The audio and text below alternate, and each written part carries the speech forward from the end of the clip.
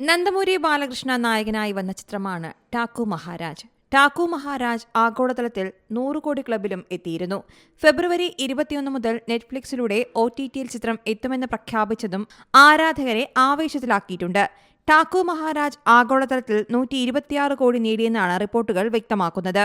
ബോബി കൊല്ലിയാണ് ചിത്രത്തിന്റെ സംവിധാനം. 25.35 കോടിയാണ് ഓപ്പണിംഗിൽ തെലുങ്കിൽ ചിത്രം നേടിയത്. എന്നാൽ രണ്ടാം ദിനത്തിൽ കളക്ഷനിൽ 50% ഇടിവാണ് രേഖപ്പെടുത്തിയത്. പക്ഷേ പിന്നീട് ചിത്രം വൻ തിരിച്ചുവരവായിരുന്നു നടത്തിയത്. ടാക്കു മഹാരാജ് ഇന്ത്യയിൽ മാത്രം 107.84 കോടി രൂപയോളമാണ് കളക്ട് ചെയ്തത്. വൻ ഹൈപ്പിൽ എത്തിയ ചിത്രമായിരുന്നു ഇത്.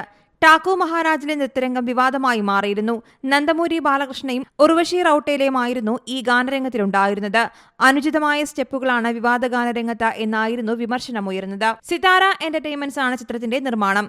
നന്ദമൂരി ബാലകൃഷ്ണ നായകനായി വന്ന ചിത്രത്തിൽ പ്രഗ്യ ജയ്സ്വാൾ, ശ്രദ്ധ ശ്രീനാഥ്, ചാന്ദിനി ചൌധരി, ഋഷി, നിതിൻ മേഹ്ത, ആടുകുളം നരേൻ, ഷൈൻ ടോം ചാക്കോ, രവി കിഷൻ തുടങ്ങിയവരും വേഷമിട്ടിരുന്നു.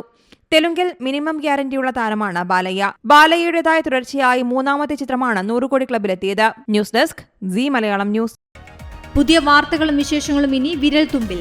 എല്ലാ ഡിജിറ്റൽ പ്ലാറ്റ്ഫോമുകളിലും ഇപ്പോൾ സീ മലയാളം ന്യൂസ് ലഭ്യം.